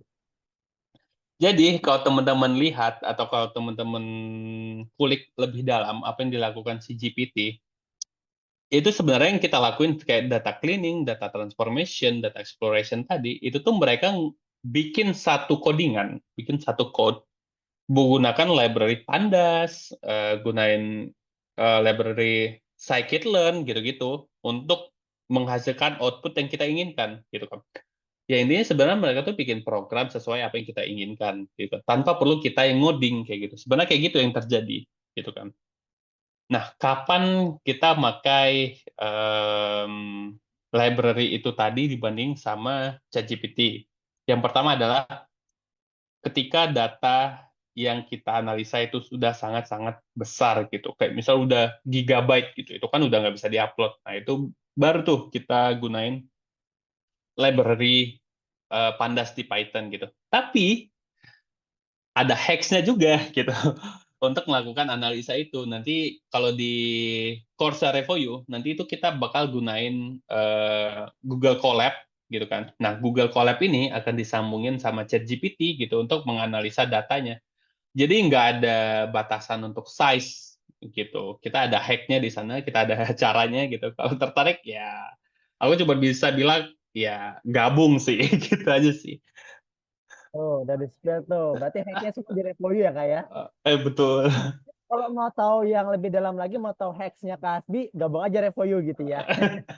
Ya dong, gabung dong. Sayang dong, cuma 2 jam doang. Nah, pertanyaan berikutnya nih Kak.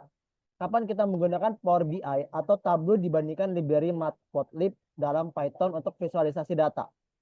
Nah, Oke, good question. Jadi buat teman-teman lainnya nggak tahu Power BI atau Tableau itu apa, itu adalah salah satu data visualization tools gitu kan. Gunanya sama sebenarnya untuk memvisualisasikan data kita gitu.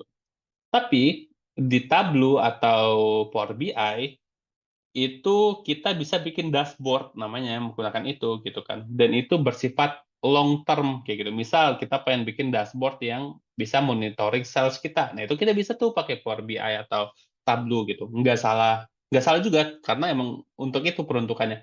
Tapi untuk data-data yang kita pengen cepet gitu kan. Misal kita lagi bikin deck gitu. Kita cuma pengen ngasih tahu bahwa oh bulan ini eh sales distribution kita tuh kayak gini loh gitu kan. Itu kan cuma satu kali pakai dan kita butuh cepat misalnya. Ya udah kita pakai ChatGPT aja gitu. Kalau teman-teman mau pakai Power BI atau Tableau juga nggak masalah, nggak salah juga. Tapi kalau butuh yang cepat ya aku bisa bilang ChatGPT adalah jawabannya kayak gitu. oke. Pertanyaan berikutnya nih Kak, ini kayak sama juga nih ya. Mungkin bisa diperjelas lagi ya. Karena ada yang bertanya, kalau kita pakai data dummy sampai part visualisasi, lalu untuk data aslinya bagaimana ya Kak? Apakah ada cara untuk mengapply hasilnya ke data asli? Ini sama seperti kayak tadi Kasbi ilustrasi, pakai data dummy, kemudian coba apply pakai data aslinya gimana? Nah, ini gimana nih Kak? Yap. Oke, ini aku elaborasiin ke yang tadi gitu kan. Kalau teman-teman kulik lebih dalam, yang dilakuin ChatGPT itu adalah membuat sebuah code atau sebuah program untuk menghasilkan output yang kita inginkan gitu kan. Sama halnya sama data visualization. Dia tuh sebenarnya menggunakan codingan juga di belakangnya gitu. Dia menggunakan library. Oh, apakah dia menggunakan matplotlib, apakah dia menggunakan plotly gitu. Codingan inilah yang kita lihat gitu kan. Proses yang terjadi seperti apa gitu kan. Mau gimana pun datanya gitu kan. Kalau kita ngasih data dummy yang berdasarkan data asli kita, berarti kan strukturnya nggak jauh beda gitu kan. Jadi ya kita coba implementasikan aja codingannya ke dalam data kita kayak gitu. Oke, thank you Kasbi. Oke, pertanyaan berikutnya adalah ini bagaimana mengurangi halusinasi pada ChatGPT. Misal saya suruh ChatGPT buat artikel tentang kemiskinan, tapi dia buat info aneh yang kadang-kadang nggak benar. Nah ini kadang-kadang suka terjadi nih Kak nih. Mungkin udah bikin ini, tapi hasilnya nggak sesuai sama ekspektasi dia gitu. Nah ini gimana nih Kak? Betul. Jadi emang salah satu apa ya, ancaman, bukan ancaman sih. Salah satu error yang paling sering terjadi itu ada namanya hallucination kayak gitu ya. Jadi dia bakal mengada-ada lah gitu. Gampangnya. Dia bakal aneh-aneh gitu kan. Gimana cara untuk ngebikin itu supaya nggak aneh-aneh gitu. Itu tadi prompt engineering gitu kan. Di prompt engineering kita bisa mereduce hallucinations-nya dengan cara pertama harus spesifik kayak gitu tentang domain yang kita kerjakan. Misal, kalau tentang kemiskinan, oh ya udah kita mention di awal bahwa ChatGPT ini hanya untuk menganalisa kemiskinan di mana di Indonesia misal kayak gitu kan. Terus kita mesti kasih datanya spesifik kayak gitu. Kemiskinan kapan? Oh, kemiskinan misal tahun 2015 sampai 2018 gitu. Nah, terus kita juga mesti tahu bahwa si AI ini ada cutting knowledge gitu kan. Kalau buat ChatGPT itu seingatku adalah Oktober 2023 gitu. Nah, setelah Oktober 2023 dia nggak ada informasi sama sekali gitu. Jadi kalau teman-teman tanya informasi tentang 2024 ya dia jelas nggak tahu kayak gitu. Nah, selain hallucinations juga banyak kayak bias, terus ada masalah risk security kayak kayak gitu. Nah, itu tuh salah satu hal-hal yang sangat penting gitu ya, ketika kita melakukan prompt engineering gitu. Kalau di sini aku bahas mungkin butuh waktu 1 jam mungkin gitu ya, tapi ya aku cuma bisa bilang lagi-lagi itu dipelajarin di Revoyu full course gitu ya. Jadi kalau teman-teman masih dalam tahap penasaran itu bisa di-googling dulu materinya. Cuman kalau bingung dan ngerasa kayak pusing karena emang banyak istilah yang unfamiliar gitu ya. Salah satu cara terbaik belajar yang menurutku di Revoyu ini karena eh, ini sebagai gambaran ya. Dulu aku sebagai AI engineer belajar itu dari jurnal, dari artikel-artikel ilmiah gitu yang belajarnya pusing gitu ya. Nonton YouTube ratusan video sudah aku tonton gitu, tapi tetap kayak ini apa maksudnya, itu apa maksudnya gitu. Sangat-sangat memakan waktu dan energi gitu. Nah, semua experience ini sudah dikumpulkan gitu kan. Dan pekerjaanku sebagai AI engineer juga membantuku untuk membuat materi AI ini semakin mudah untuk dimengerti gitu kan. Nah, semua hal ini sudah di-include di silabusnya Revoyu. Jadi teman-teman belajarnya jadi lebih gampang gitu. Teman-teman nggak perlu baca jurnal atau lihat artikel ini, artikel itu. Teman-teman punya teman-teman lainnya untuk belajar gitu. Punya mentor untuk ditanya gitu. Kalau dulu aku nggak tahu mau nanya sama siapa kayak gitu. Dan itu sangat membantu kayak gitu sih. Jadi ya balik lagi aku bilang kalau tertarik pengen belajar tentang AI ini gabung sih ke Revoyu Course itu. Oke. Tapi intinya adalah hacksnya ada di Revoyu teman-teman. Iya. Emang di mana lagi kalau di Revoyu kasih. Aku nggak tahu sih kalau yang lain di mana ya. Karena sejauh ini yang aku tahu ya di Revoyu sih. Oh iya benar, cuma di Revoyu aja. Benar. Karena kalau di orang lain kan aku nggak akan bawanya kayak gini dong. Oke, mungkin pertanyaan berikutnya adalah ini Kak, ada dua pertanyaan kayak yang menarik nih. Menggunakan Hmm? ChatGPT untuk keperluan penulisan artikel ilmiah biasanya kedetek plagiarism tinggi. How to get rid of this? Apakah 4.0 bisa protect plagiarism? Dan yang kedua adalah Oke. apakah ada aplikasi atau selain tiga model tersebut yang menggabungkan ChatGPT, Gemini dan sebagainya. Silakan. Kas. Oke. Menggunakan ChatGPT untuk keperluan penulisan artikel ilmiah, biasanya kedetek plagiarism tinggi. Oke, kalau kita emang ngebikin artikelnya dengan prompt yang biasa-biasa aja, otomatis output yang dihasilkan juga biasa-biasa aja. Otomatis plagiarismnya juga bakal lebih tinggi kayak gitu. Untuk menghasilkan output dengan plagiarism yang lebih kecil, kita membutuhkan namanya prompt engineering gitu ya. Kita harus mendesain gimana si AI ini bisa menghasilkan sebuah output yang unik gitu, yang berbeda dari sebelum-sebelumnya gitu kan. Ya bisa aku bilang AI ini eh persis seperti man behind the gun gitu.